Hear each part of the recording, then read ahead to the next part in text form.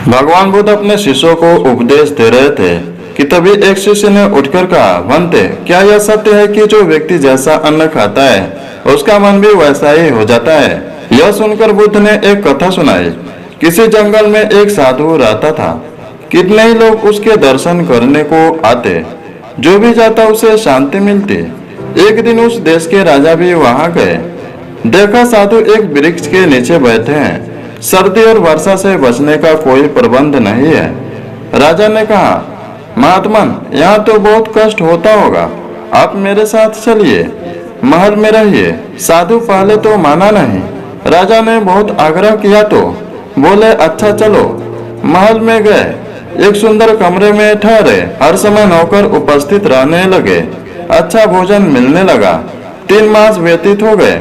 राजा उसकी पूजा करते, रानी उसमें श्रद्धा रखती। एक दिन रानी नहाने के लिए स्नानागार में गई। नहाकर उठी तो वह हीरो का हार पहनना भूल गई, जो उसने उतारकर स्नानागार में रख दिया था। हार वहीं पड़ा रहा। रानी के पश्चात साधु स्नानागार में गया। हार को देखा, उठाकर अपने कोपिन में छुपा लिया। स्नानागार से निकल महल से बाहर चले गए। कुछ देर पश्चात रानी को हार का ध्यान आया। दासी बोली, स्नानागार में हार छोड़ आई हूँ, उसे ले आओ। परंतु वहाँ तो हार नहीं था। खोज होने लगी। पूछा गया, स्नानागार में रानी के पश्चात कौन गया था।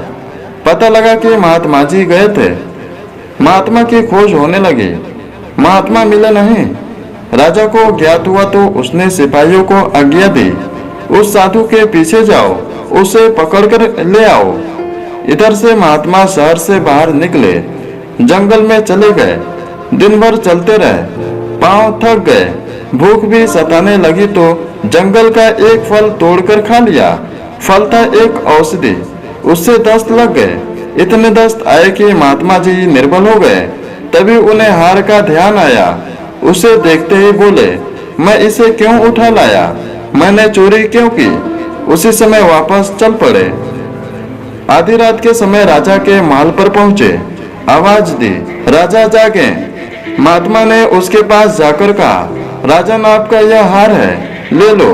मैं यहाँ से उठाकर ले गया था, मुझसे अपराध हुआ, मैं क्षमा मांगने आया हूँ। राजा ने आश्चर्य से कहा, वापस ही लाना था तो आप इसे ले क्यों गए थे।